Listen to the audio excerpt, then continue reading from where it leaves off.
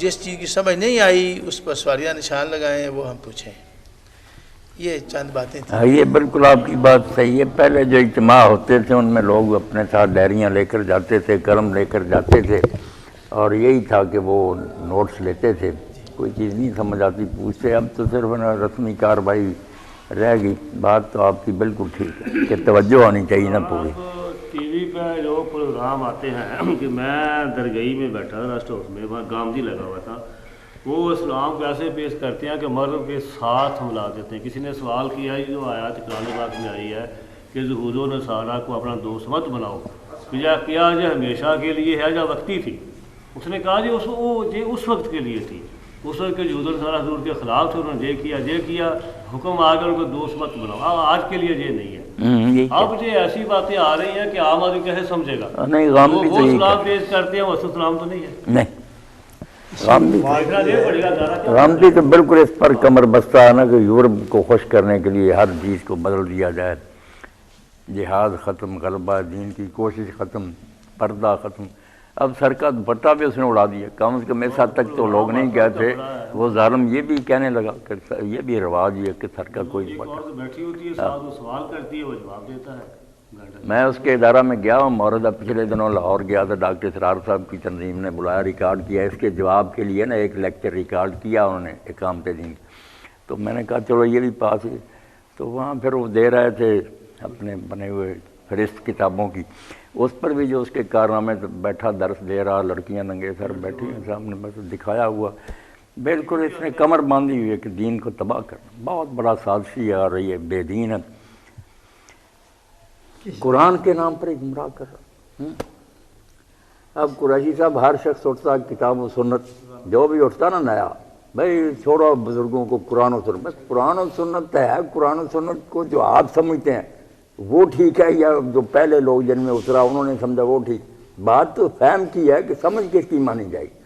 آپ نے 1400 سال کے سارے جو ان کو رد کر دیا، آپ کے بارے میں کیسے سمجھا جائے کہ آپ صحیح کہہ رہے ہیں؟ کوئی اٹھے گا وہ کہہ رہا ہے یہ بھی غلط کہتا ہے، یہ ترجمانی، یہ جو ایک بازیچہ اطفال بن جائے گا، کھیل حکیم صاحب بن جائے گا، گھر اٹھنے والا پہلی عمارت تباہ، نئے سرے سے اینٹ رکھو، دین کے ساتھ ٹھٹھا۔ بالکل یہ ریاض صاحب بڑی سازش ہے اور سرمایہ بڑا ہے۔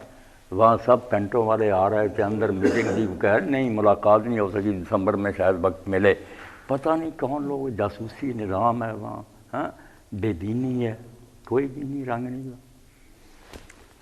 قرآن مجید جو ہے سمجھنے کے لیے قرآن مجید کے ساتھ تعلق ہونا چاہیے، یہ نہیں کہ تعلق تو کسی اور چیز سے ہو اور قرآن مجید کو اس ساتھ میں ڈالا جائے جو کہ کہیں اور سے ہم نے لیا ہوا ہے۔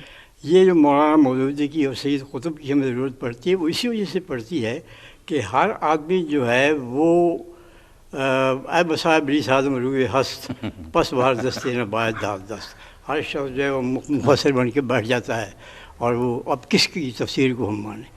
تو اس لیے اللہ تعالیٰ نے ہر دور میں ایسے لوگ پیدا کیے ہیں جو کہ صحیح فہم عطا کرتے ہیں، اور قرآن کو مجید کو سمجھنے کے لیے سطح ہوتی ہے۔ ایک آدمی کی سطح یہ ہے کہ وہ گہرائی میں جاتا ہے، اس سے احکام اخذ کرتا ہے، باریک سے باریک چیزیں جو ہیں وہ ہر مسئلے کا حل اس میں سے تلاش کرتا ہے اور کر لیتا ہے۔ دوسرے آدمی کی وہ سطح نہیں ہے۔ نبی کریم صلی اللہ علیہ وسلم کے زمانے میں جب قرآن مجید نازل ہوا تھا تو سارے حضرت عمر نہیں تھے، نہ سارے حضرت علی تھے، بلکہ ان کے سامنے قرآن مجید کی تعلیمات آئیں، ان میں اس پہ عمل کیا، وہ سب کچھ اتنی دنیا کے اندر ایک انقلاب برپا ہو گیا۔ تو یہ ہے ہمیں مولانا مودودی کی، ان لوگوں کی ضرورت ہمیشہ ہی رہے گی۔ ہر زمانے میں کوئی نہ کوئی مودودی ہوگا، کوئی نہ کوئی سید قطب ہوگا۔ علامہ اقبال نے یہ کہا ہے کہ رومی کے بارے میں کہ بدور فتنہ عصر کہون او بدور فتنہ عصر رواں من، کہ اس زمانے میں جب کہ یونانیوں کی اس کا زور تھا منطق کا، اس زمانے میں وہ آئے، رومی کو اللہ تعالیٰ نے دیا، اور انہوں نے کہا کہ چند چند حکمت یونانیاں حکمت قرآنیہ رحم بخواں، اور اس دور میں اللہ تعالیٰ نے مجھے جس کیا ہے۔ اب وہ دیکھیے کہ علامہ اقبال کے پاس جو آدمی بھی وہ پڑھتا ہے وہ قرآن کی طرف راغب ہوگا، اس نے اور کیا کرنا ہے، قرآن کی طرف۔ تو یہ جو آتے ہیں یہ تو ہمیں قرآن مجید کی طرف لے جانے والے لوگ ہیں، ان کے ہم ممنون ہیں، اللہ تعالیٰ نے جزائے خیر دے۔